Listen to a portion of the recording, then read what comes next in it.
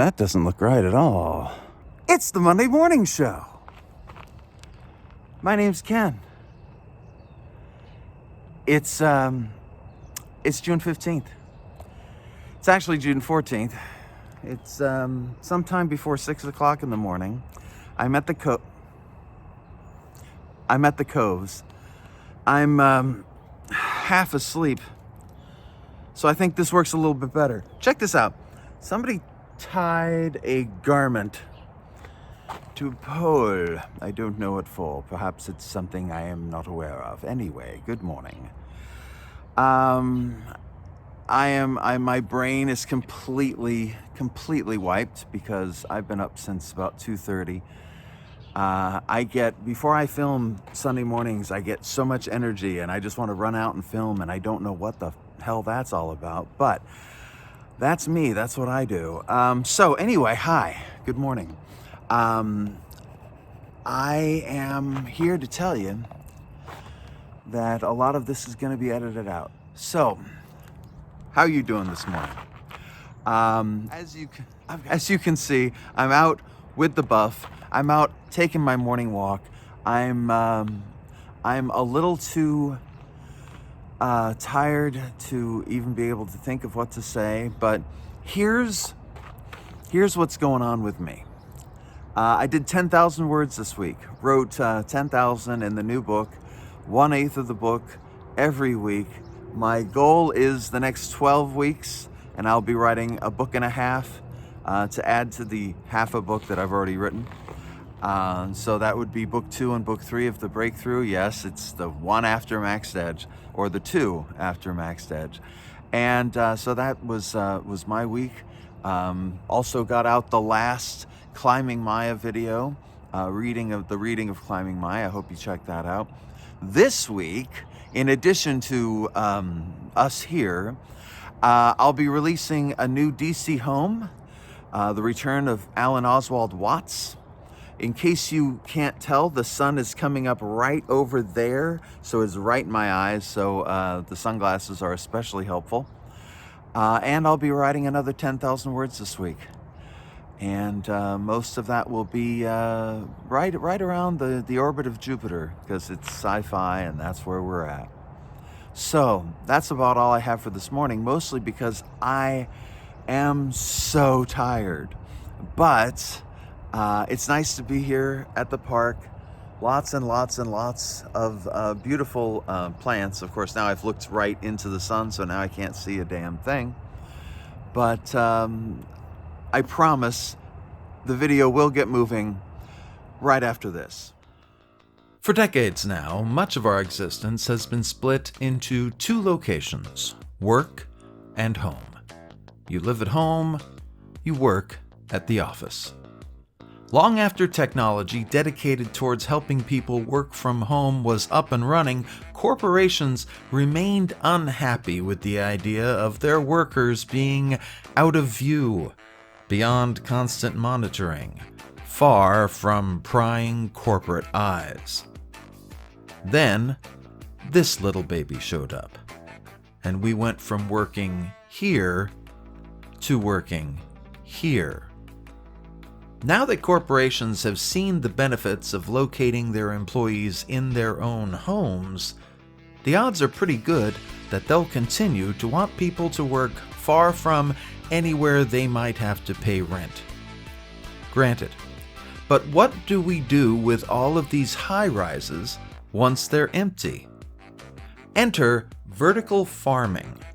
Leave behind the days of soil erosion, water depletion, deforestation, and a whole lot of waste by planting your crops indoors. Control water consumption, temperature, and a whole host of variables while also making your crops resistant to weather and managing your carbon output in a world that keeps on getting warmer. What do you do with all that newly opened land? Plant trees. Plant millions upon millions of trees and plants and let the earth do what it does best, keeping us alive. Cities that once housed too many people and too much pollution can now house all of the bounty of nature and all while also getting rid of cubicles. How about that? One took over the line. Well, good morning. I should let you know to start that I have turned the camera around. So I've got the actual screen facing me so I can see what I look like. Every video I've done until this point, I've had flipped the other way around. So I have to stand on the other side of it to see what the lighting's like, which is not the best method in the world. So, good morning. How you doing? I'm back on the sofa. I'm back with the bathrobe because I wanted to take things back almost to where I started. I haven't talked about a few things in a bit, and I really kind of wanted to. So with your most gracious permission, I'm going to start by telling you that I have my coffee. It's iced coffee, though there's no ice in it. And I want you to know that tomorrow I'm going to see my dentist because I think I have a cracked filling. It's very cold sensitive. And I'm drinking iced coffee. So now I'd say you know just about everything you need to know about my ability to understand right from wrong. And also I should tell you this isn't iced coffee. This is actually chocolate milk because I'm 10.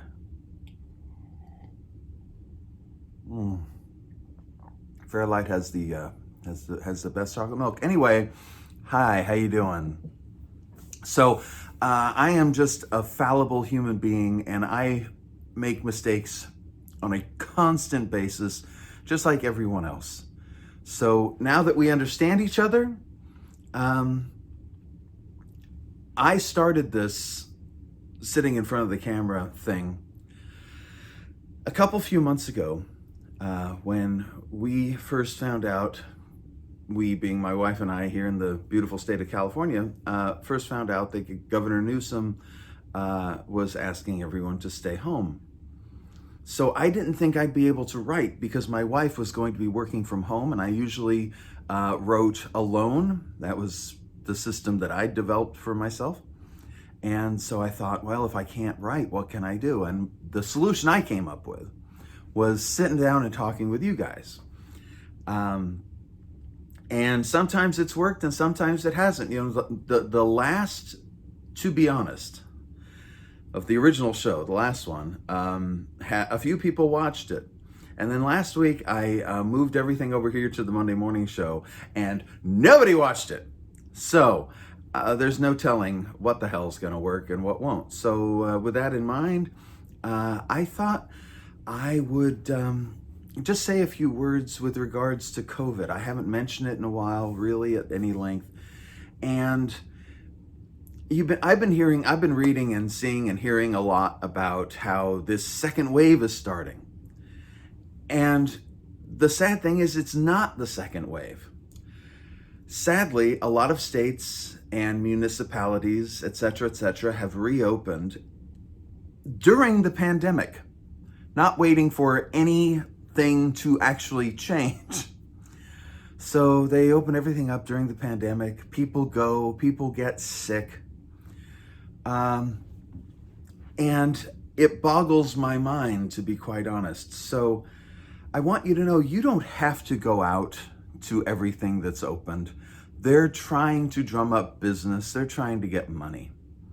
Now, if you want to go, I'm certainly not going to stop you. And certainly if you have to go out and work, my heart goes out with you because I wouldn't want to have to go out and work. I'm very fortunate. My wife and I both work out of our homes. And rather than tell you what you should do during this whole COVID pandemic, first wave, I thought I would just sit down and tell you what we're doing. And what we're doing is we are waiting. that's pretty much what we're doing. Excuse me. My eye itched.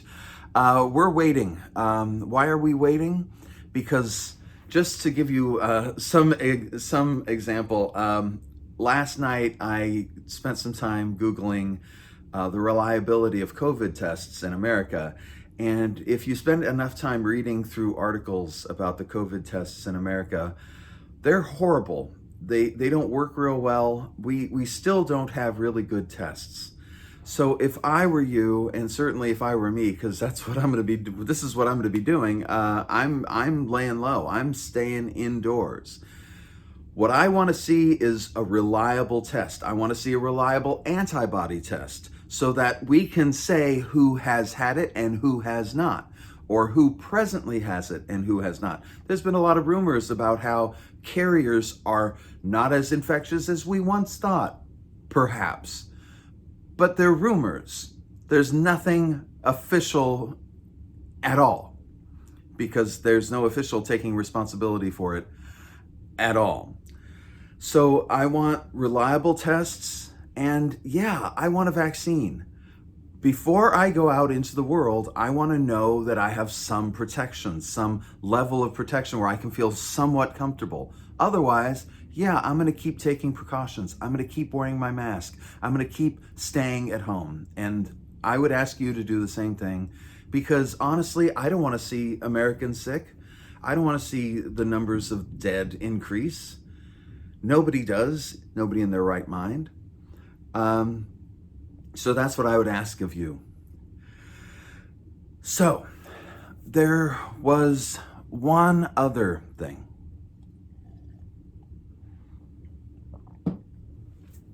And please understand, I say this not because I think I have all the answers or know everything, but because Vicky and I, my wife and I,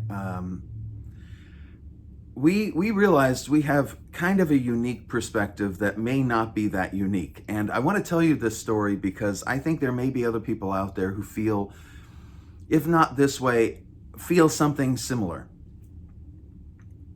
See, a few months ago, back when the Me Too movement was in full stride,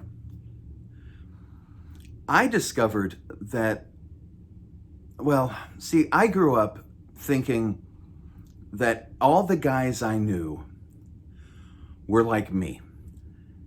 And I'm generally a decent human being. I don't rape women. I don't sexually assault them.